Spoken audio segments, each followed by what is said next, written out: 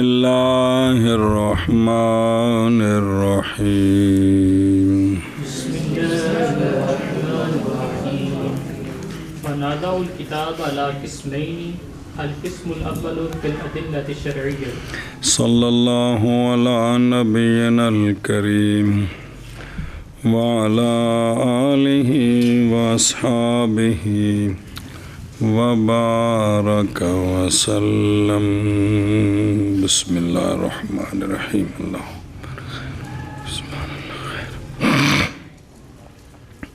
تعریف موضوع غرض تعریف کے اندر جو جزیں آئی تھی ان کی وضاحت کرتے کرتے یہاں تک پہنچے۔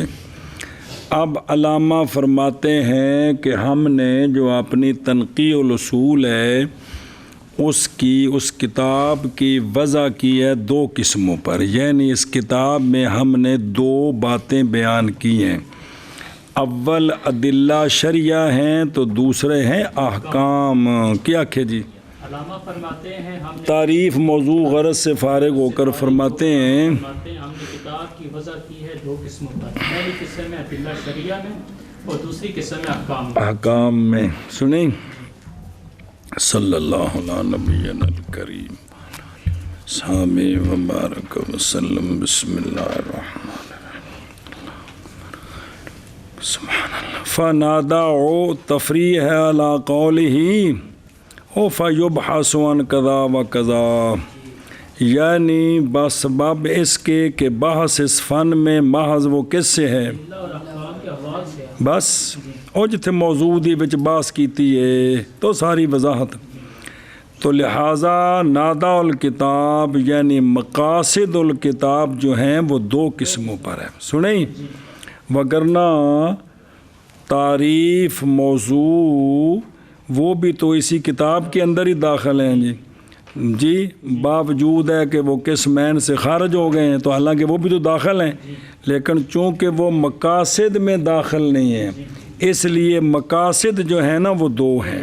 کون؟ ادلہ شرعیہ اور ادلہ کے احوال اور احکام کے احوال بلوے۔ قسم اول مرتب ہے چار ارکان پر جی علی اربعۃ ارکان فی الادلہ اربع، کتاب، سنت، اجماع، قیاس۔ لہٰذا جو ذات اور شرف کے اعتبار سے اقدم ہے وہ پہلے ہوگا۔ اس طرح سوال ہے دو باب اور بھی ہیں، ایک ترجیح کا باب ہے ایک اجتہاد کا، تو وہ قیاس کے جڑا ہے نا دو باڈی گارڈ بنائے نے جی سنے ہی، اس واسطے پھر قیاس دے نال ہی کوئی وکھرے نہیں ہے کہ جی وہ پلے پئی اے شابہ سے۔ یعنی یہ کتاب کہ جس کو ہم نے تقسیم کیا ہم نے بنایا اس کو دو قسم، لیکن مقاصد کی نظر سے۔ کس سے؟ مقاصد کی نظر سے۔ پس بیان کریں گے ہم ادلہ اربع وہ ادلہ جو قائم کیے گئے ہیں شرع شریف میں جی فی اربعۃ ارکان، پس بنایا ہم نے کتاب کو دو قسموں پر۔ قسم اول ادلہ شرعیہ کے بیان میں جی بنایا ہم نے کتاب کو دو قسموں پر، قسم اول ادلہ شرعیہ کے بیان میں وحی اعلی اربعۃ ارکان، وہ ادلہ شرعیہ جو ہیں وہ چار رکن ہیں، چار کتاب اللہ، سنت رسول اللہ، اجماع اور قیاس، اور اجماع کے ساتھ لواحقات اس کے کیا کیا وہ ادلہ شرعیہ چار رکن ہیں، اور وہ ادلہ چار ارکان پر ہیں جی۔ اور وہ ادلہ چار ارکان پر ہیں۔ لو جی پہلا شروع۔ الرکن الاول فی الکتاب ای القرآن واہ واہ۔ ما نقل الینا بین دفعۃ المصائب کے تواتر۔ رکن اول کی او بزرگا تم ہی ہیں میں اچھا۔ رکن اول فی الکتاب، رکن اول فی الکتاب اے کے ساتھ کتاب کی وضاحت کی ہے، بھی کتاب سے مراد قرآن جی۔ تو تعریف کرتے ہیں کتاب اور قرآن کی، کس کی تعریف کرتے ہیں کہ رکن اول جو ہے وہ کتاب کے بیان میں ہے، یعنی قرآن کے وَهُوَ اور وہ کتاب یعنی قرآن اور وہ کتاب یعنی ما وہ ہے وہ کتاب ہے وہ قرآن ہے جو نقل کیا گیا ہم تک جی بین مصاحف کے دو گتوں کے درمیان مصاحف کے مصاحف جمع مصحف مصحف کے دو گتوں کے مصحف آندے جو قرآن پاک نہیں پورا ہوندا سارے کول دو گتیاں والا ان دے گتیاں وچ جڑا ہے جی مصحف کے دو درمیان جو ہے جو لکھا ہوا ہے جی یہ نقل کیا گیا ہم تک تواتر کے ساتھ جی رکن اول کتاب کے بیان میں یعنی قرآن کے بیان میں کتاب یعنی قرآن وہ ہے جو نقل کیا گیا ہم تک مصحف کے دو گتوں کے درمیان نقل کیا گیا نقل تواتر بولو تمہیں قرآن وہ ہے جو نقل اور کتاب رکن اول کتاب کے بیان میں اول کتاب کے بیان میں یعنی قرآن کے بیان میں اور قرآن وہ ہے جو نقل کیا گیا ہم تک مصاحف کے دو گتوں کے درمیان تواتر کے ساتھ رکن اول کتاب کے بیان میں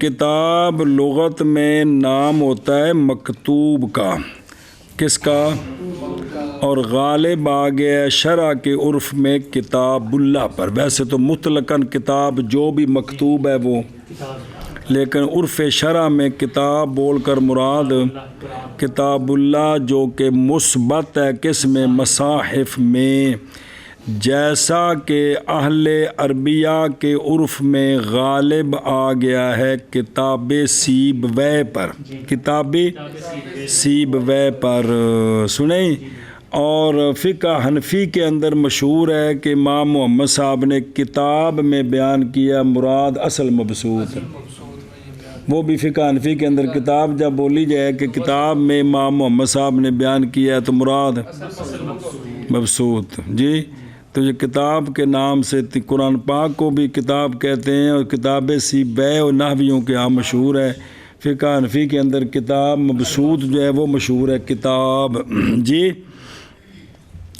قرآن لغت میں مصدر ہے بمعنی قرات غالب آ گیا عرف عام میں مجموع معین من کلام اللہ تعالیٰ جو پڑھا جاتا ہے بندوں کی اس کو قرآن کہتے ہیں سنیں ویسے یہ لغتاً مصدر ہے بمعنی پڑھنا اور یہ ہوا اور قرآن اس معنی میں اشر ہو گیا ہے لفظ کتاب سے اور اظہر ہے کیونکہ کتاب طور پر بھی بولا جاتا ہے قرآن صرف اللہ کی کتاب پر بولا جاتا کسی اور پر نہیں بولا جاتا اسی لیے فی الکتاب کے بعد مصنف رحمہ اللہ نے الکتاب کی تفسیر کی اجل قرآن کے ساتھ اجل بھائی تفسیر کی ضرورت کیوں پڑی الکتاب کے بعد تو وہ یہ ہے کہ کتاب لفظ عام ہے تو یہاں بھی کتاب سے مراد کون قرآن اس لیے اس کی کیا کی تفسیر کی سنیں تو قرآن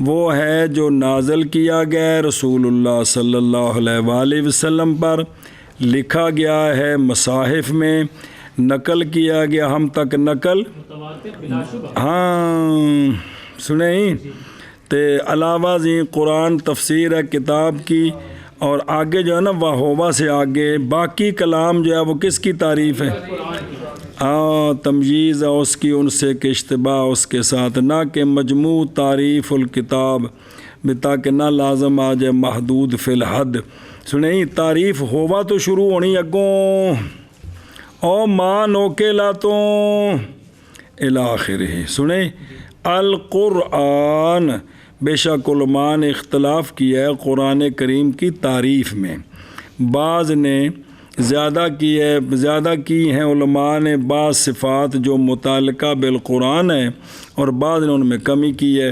وَكَانَ ذَلِكَ مِنْهُمْ بناءً عَلَىٰ اختلافہم کہ لفظ قرآن کا اطلاق کس پر ہے کیا سنیں جی کہ کیا قرآن پاک کا لفظ شامل ہے مجموع مرکب من الآیات سب کو یا یہ کہ وہ شامل ہے جز من ہو کو بھی ایک ایک آیت کو بھی قرآن کہہ سکتے ہیں تو فحسب اور نام رکھا گیا قرآن، تو اصولیوں کے نزدیک قرآن بولا جاتا ہے مجموع مرکب پر بھی، 30 پاروں پر بھی قرآن کا لفظ بولا جاتا ہے، اور آیات میں سے بولا جاتا ہے، اس لیے کہ اصولی بحث کرتے ہیں قرآن سے اس حیثیت سے کہ قرآن دلیل ہے، تو دلیل تو حکم پر ایک ایک آیت ہے، پورا قرآن تو ایک مسئلے کی دلیل نہیں ہے نا، وہ سمجھ آئی ہوں، ایک ایک آیت دلیل ہے جی۔ تو پس محتاج ہوئے اس بات کی طرف، محتاج ہوئے صفات کے حاصل کرنے کی طرف جو مشترک ہوں کس کے درمیان، جو مختص ہوں دونوں کے ساتھ، مثلا قرآن پاک کا موجز ہونا، کل بھی موجز ہے، ہر آیت بھی، اور منزل ہونا، سارا بھی نازل ہے، ہر آیت بھی نازل ہے، تو مکتوب فی المصاحف ہے، مکتوب فی المصاحف پورا بھی لکھا ہوا اور ہر جز بھی لکھی ہوئی ہے، اور منقول بھی تواتر بھی ہے سارا جی، یہ ساری صفتیں پورے پر بھی سچی آتی ہیں اور ہر جز پر بھی، تو پس اعتبار کیا اس کی تفسیر میں، بعض نے جمیع صفات کا توضیح کی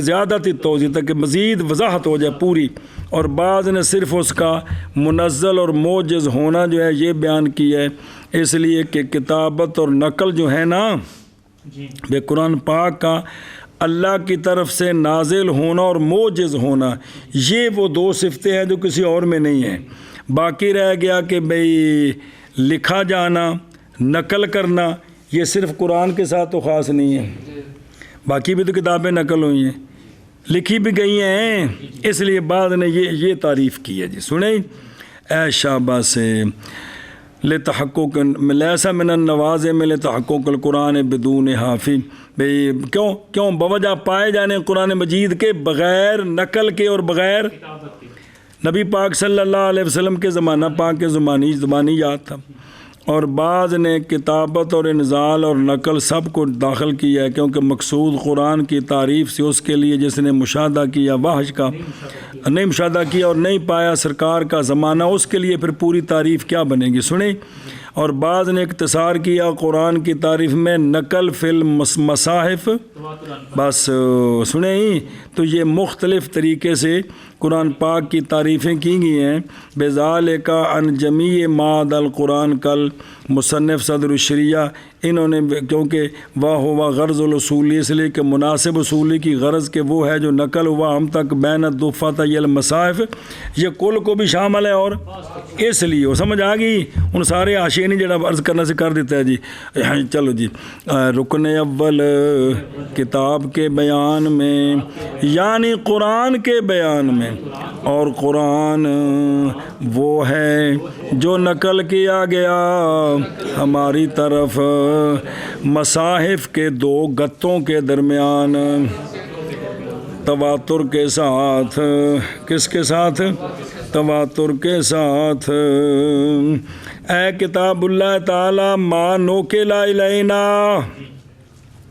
قال فی المختصر ان قولہم یعنی حنفیہ شافیہ ہوا ما نوکلا الینا بین الدفتي المصاحف تواترا، یہ حد ہے شے کے الاخرہ۔ اچھا جی، ما نوکلا الینا یہ تعریف اچھی ہے اس تعریف سے جو کہا ہے کہ منزل علی الرسول موجز بفصاحتہ جی، اس لیے کہ یہ اخفی ہے بنسبت اخفا ہے بنسبت اس کے جس نے جو نہیں پہچانتا منزل کو اور موجز کو جی۔ سنیں تو باقی اگلی گل تواترن ہے یعنی متواترن نقلہ بین دفتي اے شابہ سے اگے جی فخرجا اول کتاب کے بیان میں یعنی قرآن کے بیان میں، اور قرآن وہ ہے جو نقل کیا گیا ہم تک مصائف کے دو گتوں کے درمیان تواتر کے ساتھ، فخرج سائر الکتب والاحادیث الالہیۃ والنبویۃ والاحادیث الالہیۃ والنبویۃ والقراءۃ الشاذۃ۔ بس جب کہا نا کہ جو نقل کیا گیا ہم تک دو گتوں کے درمیان تواتر کے ساتھ، کس کے ساتھ؟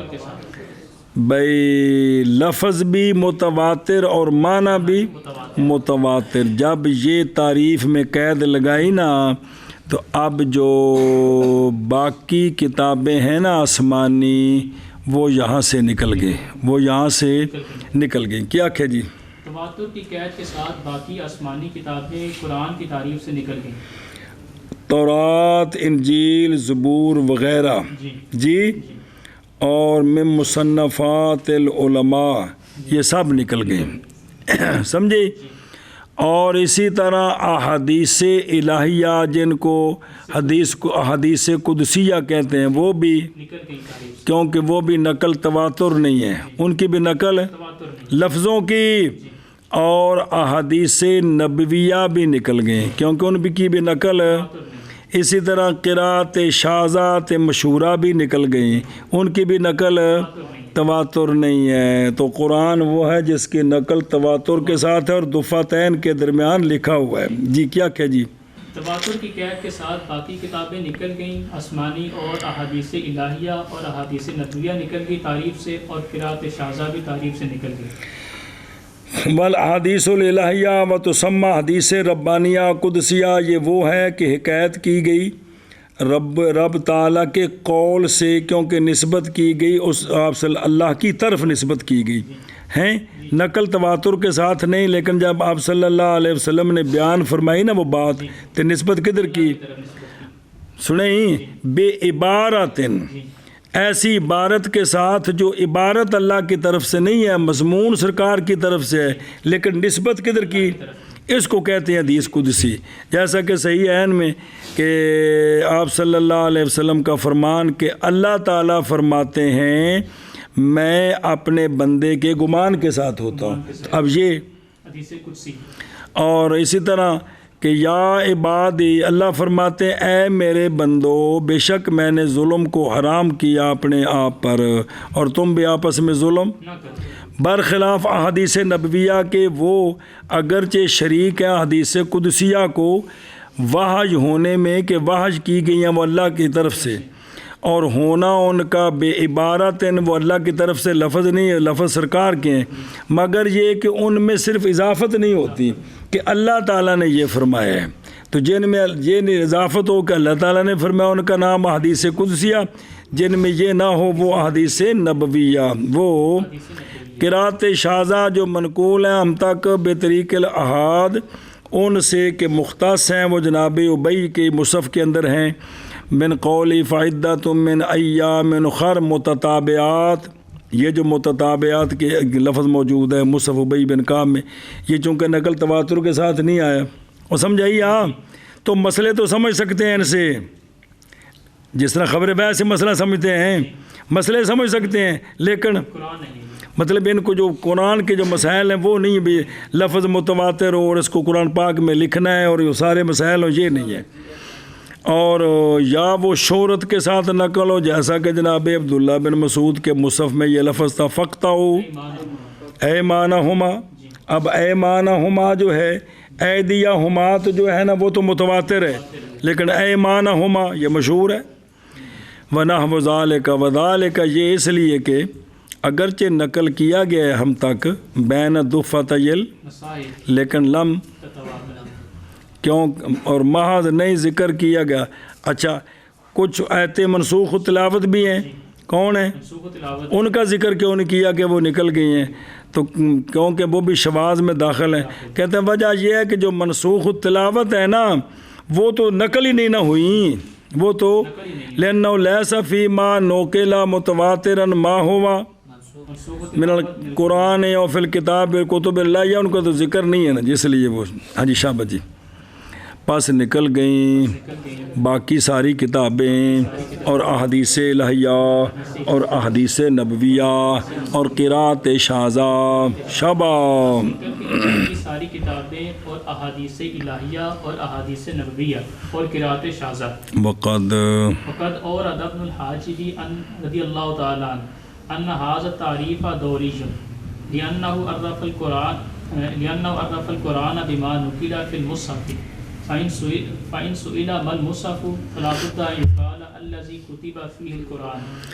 ابن حاجب رحمہ اللہ نے یہ تعریف تو پہلے سے آ رہی ہے نا، یہ ابن حاجب پہلے ہیں بابیرہ کولوں، مولانا صدر الشریعہ رحمہ اللہ کولوں، تو اصول فقہ تو سارے لکھا جی. ابن حاجب رحمہ اللہ نے اعتراض کیا ہے کہ یہ جو تعریف ہے نا کتاب اللہ کی، یہ تعریف دوری ہے. یہ تعریف دوری ہے. کیا کہ جی ابن حاجب نے اعتراض کیا ہے کہ یہ تعریف دوری ہے. یہ تعریف دوری دوری ہے. کیوں؟ اس لیے کہ تعریف دوری یہ ہوتی ہے کہ معرف میں ماخوذ ہو. معرف کی تعریف کریں تو معرف آ گیا، پھر معرف میں سے کسی جز کی تعریف کریں اس میں پھر معرف ماخوذ ہو، جس کو مصادرہ بھی کہتے ہیں. تو یہ ٹھیک نہیں ہوتا جی، کیونکہ تعریف تو ہوتی ہے وضاحت کے لیے.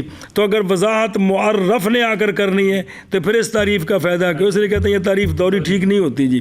پڑھیا جی سارا کچھ لے کر چٹ فی السماوات لأنہ، اس لیے کہ مصنف رحمہ اللہ نے یا علماء نے تعریف کی ہے قرآن کی. ہوں جب پڑھیے ما نوکیلا فی المصحف، ما اور حاصل مانا کہ قرآن وہ ہے جو نقل کیا گیا. مصحف میں کیونکہ آنکھیں نہیں یہ قرآن تے تعریف قرآن دی ہے نا، کہ قرآن وہ ہے جو نقل کیا گیا. اور اگر مولوی ہاشم صاحب اگر جاگ پہن تو پوچھن جی استاد جی مصحف کیا ہوتا ہے، تو پھر ہم کہیں گے کہ مصحف وہ ہوتا ہے جس میں قرآن لکھا جاتا ہے. مصحف وہ ہوتا ہے. قرآن لکھا جاتا ہے. اب قرآن کی تعریف میں مصحف میں نے دیکھ لا، جی. اور تعریف میں مصحف آ گیا اور مصحف کی تعریف میں قرآن آ تو گیا. یہ دور ہے. یہ ارشاد اعتراض کیا ابن حاجب نے کہ یہ تعریف دوری ہے. وجہ اس لیے کہ قرآن کی تعریف کی ہے تو اس میں مصحف کا ذکر ہے، اور اگر پوچھا جائے کہ مصحف کیا ہوتا ہے تو کہیں گے مصحف وہ ہوتا ہے جس میں قرآن لکھا گیا. او یار دو گتے والے تھے پیار دے کہ کوئی نہیں رکے نا ایک منٹ میں اور پڑھائیں. ما بین تو فتحین یہ مصحف ہے. تو اسی پوچھو جی مصحف کی نواقع ہے، میں آکھاں گا جن دے وچ قرآن لکھے ہے. یہ آخنا ہے کہ کوئی نہیں جی کوئی نہیں سمجھے یہ کی ہے دور نہیں ہے تو اندر دور اور منزل پک دی ہے. ٹھیک ہے چنگا جی. اور تحقیق اعتراض کیا ہے ابن حاجب رحمہ اللہ نے کہ یہ تعریف دوری ہے. قیلا معناہما واضح وانما المراد والتنبیہ. جی خیر، اس لیے کہ کتاب غالب ہے فی عرف الفقہاء حنفیہ علی مقصود محمد بن حسن وفی متاخریہم کتاب القدوری. بعد والوں میں جب کہا تھا نا بیٹا کتاب اٹھا کے لاؤ تو قدوری دا مطلب مراد ہوں سی بھی وہ چک کے لاؤ مسئلہ دسی ہے جی. سنیں ہی کنز الدقائق سے رکھا تھے لیکن اوکھی بڑی ہے. نال امام قدوری تو بہت پہلے تھے نا، علامہ نصفی کو صدیاں پہلے تھے بابا ہے. انہیں سندن حدیث کی کتاب لکھی امام قدوری تھلے پئی ہے جی. تو وہ پہلے جلے آپ نے لکھیا نا ہدایت شریف سارا ایسی دی شرح ہے کسی دی قدوری دی جامع صغیر دی جزیاں دیجیے. تو امام قدوری دی جڑی کتاب ہے تو جزیاں ویکھے نہیں بارتاں سوکھیاں نے جی کہ کوئی نہیں. کنز الدقائق دے پھر عین گہن وچ آندی ہے جی کہ کوئی نہیں آندی جہن گہن بھی آتی ہے جی. تو نالے چنگے کس کے جی. تو اس واسطے نا جی وہ جڑا مشہور سی نا جی افغانستان وچ نا قدوری جڑی ہے نا یہ ہر بچے نو پڑھانی ایویں ضروری سی جویں روٹی کھانی ضروری سی. جویں روٹی کھانے وہ جوہرا نیرہ تے قسمت نال خود بھی جڑے مسائل سن جزیاں وہ بھی خام خواہ پڑھانے جی. سنے ہی اے مطلب ہے جی. اور تحقیق اعتراض کیا ہے ابن حاجب رحمہ اللہ نے کہ یہ تعریف دوری ہے، اس لیے کہ تعریف کی ہے مصنف رحمہ اللہ نے قرآن کی. اور تو اینا کی تھی ابن حاجب تے پہلوں نے، لیکن مطلب ہے کہ تعریف پیچھوں آ رہی ہے وہ گل سی. اس لیے کہ تعریف کی گئی ہے قرآن کی. انج کر دیو ما نوکیلا فی المصحف. پس اگر سوال کیا جائے مصحف کیا ہوتا ہے تو پس ضروری ہے یہ کہ کہا جائے گا کہ مصحف وہ ہوتا ہے جس میں قرآن لکھا جاتا ہے. جی فعجبت عن هذا بقول ولا دور لأن المصحف معلوم في العرف فلا يحتاج إلى تعريفه بقوله الذي كتب فيه القرآن. علامہ صدر الشریعہ مولانا عبید اللہ فرماتے ہیں پس جواب دیا میں نے اس سے اپنے اس قول کے ساتھ بابیاں دے سوال دا. جی میں نے ان کا جواب دیا ہے کہ بزرگوں کوئی دور نہیں ہے، کوئی یہ اپنی اپنی منزلیں پکا کے آئے نے کوئی دور نہیں.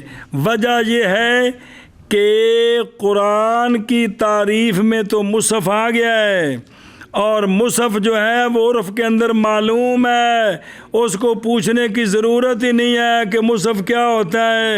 اے تو سا کوڑوں سوال بنایا بابا، تینج دے نہ بنایا کرو، تسی بزرگ ہو گئے تو کافی ایسی مسئلہ حل کر دے.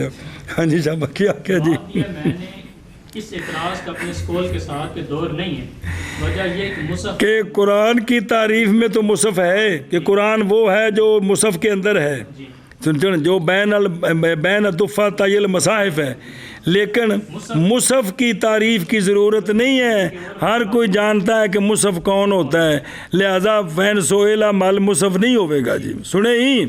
چلو جی پس جواب دیا میں نے اس سے اپنے اس قول کے ساتھ، اور نہیں دور، اس لیے کہ مصحف معلوم ہے، مصحف معلوم ہے، یعنی عرف کے اندر، یعنی حقیقت العرفیہ معلوم ہے، پس نہیں محتاجی مصحف کی تعریف کی طرف. جی بھئی کس کے ابن عجب علاقے سے کہ یہ جواب دیا جائے گا ان کے قول کے ساتھ کہ اللہ زی کوتبہ فیہ القرآن، ان دی ضرورت نہیں ہے. شابن جی بس کرو، میں پڑھیں گے انشاءاللہ. مصحف معلوم ہے یعنی عرف میں، بس نہیں احتیاجی اس کی تعریف کی طرف اپنے ان کے قول الذی کتب فیہ القرآن کے ساتھ، اس کے ساتھ ضرورت نہیں ہے. چلو